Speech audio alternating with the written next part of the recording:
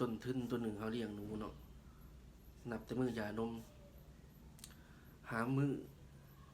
สำเร็จได้เนาะไล่4 เดือน3 เดือนครึ่งหา4 เดือนเนาะหนูตัวหนึ่งนี่แม่นกินอาหารอยู่หา4 กิโลเนาะหรือว่า4 5 กิโลบัดนี้หัวอาหารตัวที่ว่าเขาเครือมันนี่ไล่เฉลี่ยนี่โลหนึ่ง13,000เนาะโลหนึ่ง13,000ยกตัวอย่างว่าตัวหนึ่งกินหัวอาหารนี่5 กิโลนี่ตกอยู่65,000 กีบต้นทุนต่อตัวหนึ่ง65,000 กีบแล้วมาบวกใส่อีก2 โต้เนาะต้นทุน36กับ18ปลายมันอีกเกือบเข้า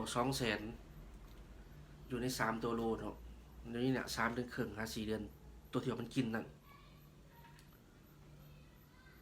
ตกอยู่ประมาณ15 โลใน3 ตัวนะตัวหนึ่งกินอยู่5 โลแล้ววันนี้เขามาขอขายเนาะสำเร็จขอขายเขาขายเพียงแต่โลหนึ่ง180,000เนาะ180,000อยู่ใน3 ตัวนะกินอาหารไปนะถือว่าจะกล้ายเลยต้นทุนถือว่ากล้ายไปแล้วถือว่าเขากับบ่ได้กำไรเลยช่วงนี้แม้ว่ามันเศรษฐกิจบ่ดีเนาะเขาก็จำเป็นได้ลดหนูลงเนาะจากเดิมเขาจะว่าอยากว่าจะขยายออกแต่ว่ามันเป็นไปบ่ได้แม้ว่ามันเศรษฐกิจบ่ดีแน่เพราะคนก็สอบเงินยากเนาะเพราะว่ามันกับต้นทุนเขาเลี้ยงหนูมันก็แพงขึ้นอาหารขึ้นทบครึ่งเนาะอาหารนี่ขึ้นทบครึ่งจากเคยซื้อนี่100,000ปลายเนาะ150,000 160,000หรือว่า170,000เดี๋ยวนี้ขึ้นมา370,000หรือว่าบางบ่อนก็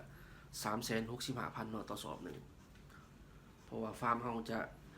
เน้นเลี้ยงแต่หัวอาหารเลยเนาะพ่อแม่พันธุ์ลูกหนูกลางเนาะถือว่าเครื่องอาหารเบอร์เดียวเบิดเลยเนาะเพราะว่าเฮาจะบ่ได้สลับเนาะเพราะว่าพื้นที่ปลูกเฮาบ่มีเนาะเพราะว่าเฮาเลี้ยงอยู่ในเมืองเนาะมันบ่คือเขตนอกถ้าเขตนอกก็จะมีข้อดีคืออย่างนึงเฮาสามารถปลูกพืชที่ว่าเสริมได้เนาะเป็นอ้อยเป็นมันต้นเป็นสาลีเป็นมันหญ้าเนเปียเนาะหรือหญ้าหวานอิสราเอลหญ้าประเภทนี้แม่นจะมีโปรตีนสูงเนาะโปรตีนนี่แม่น12% หรือว่า13%เนาะบางสายพันธุ์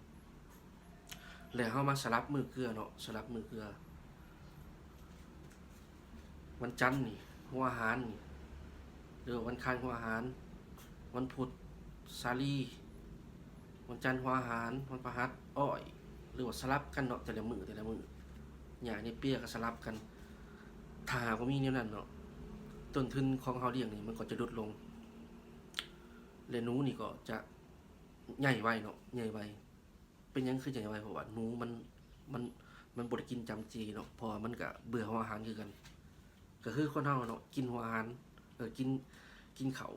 แต่อาหารอย่างเดียวกินแต่ปลาเฮาก็เบื่อเนาะหนูก็คือกันมันอยู่ในวงแคบหรือว่าวงจำกัดเป็นหนูฟาร์มถ้าหากว่ามีสิ่งที่เอ่ยมาข้างหลังนี่ถือว่าดีเนาะหนูนี่จะมีมันก็มันก็จะมีความสุขเนาะมันได้กินแบบหัวอาหารบ่ซ้ำเก่าเนาะถือว่ามันก็จะล่าเริงถือว่าการผสมพันธุ์นี่ถือว่าจะไปทางที่ดีเนาะถ้าว่าได้หัวอาหารครบจากธรรมชาติเนาะสลับกันถ้ามีฮอสเชอรี่เขาก็ต้มก่อนเนาะต้มแล้วก็เอาให้มันกินเป็นระยะถือว่ามาฮอดนี่ก็สิได้จบลงเพียงเท่านี้เนาะถือว่าห่างหายกันไปโดนเติบเนาะแต่สำหรับถ่ายคลิปนี้ก็บ่มีหยังหลายเนาะมีแต่ฝากกดติดตามเนาะเพื่อเป็นกำลังใจให้ในการเฮ็ดคลิปใหม่ๆเด้อขอขอบใจเนาะ